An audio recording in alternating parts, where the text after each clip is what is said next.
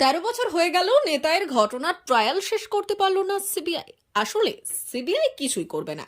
CBI এর উপরে কেন্দ্রের মন্ত্রী অমিত শাহ রয়েছে, প্রধানমন্ত্রীরা রয়েছে, তাদের নির্দেশ ছাড়া কিছুই করবে না। রবিবার লালগড়ে নেতাই গ্রামে নেতাই শহীদ দিবসে শহীদ তর্পণে গিয়ে এমনই মন্তব্য করলেন শ্রীরামপুর লোকসভা কেন্দ্রের সাংসদ কল্যাণ ব্যানার্জি। মূলত কলকাতা হাইকোর্টের নির্দেশ অনুযায়ী রাজনৈতিক দলের দলীয় প্রতীক ছাড়াই নেতাই শহীদ দিবস পালন করা হয়। নেতাই শহীদ স্মৃতি রক্ষা কমিটির পক্ষ থেকে এদিনের অনুষ্ঠানের আয়োজন করা হয়।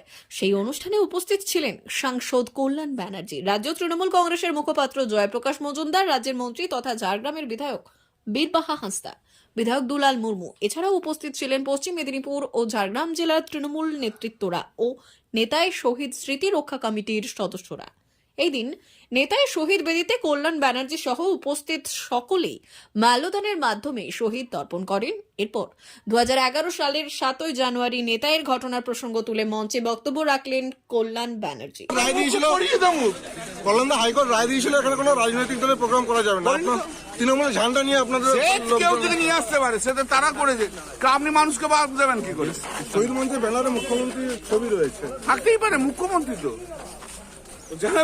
মুখ্যমন্ত্রী, একটা রাজ্যের মুখ্যমন্ত্রী তার ছবিটা রাখতেই পারে। এটা শহীদ মঞ্চের ডিসকাশন, শহীদ মঞ্চে জিজ্ঞেস আপনার আমার এখানে জিজ্ঞেস করছেন, আমাকে এখানে জিজ্ঞেস করছেন। সব এত সুগন্ধ লোক হয়ে যাচ্ছে না, মুশকিল হয়ে যাচ্ছে। কিছু নেই, মেদিনীপুরের বাইরে কিছু নেই, কাঁথিতেই শেষ হয়ে যাবে। তোমরা চিন্তা করবে। D news, Jhargram.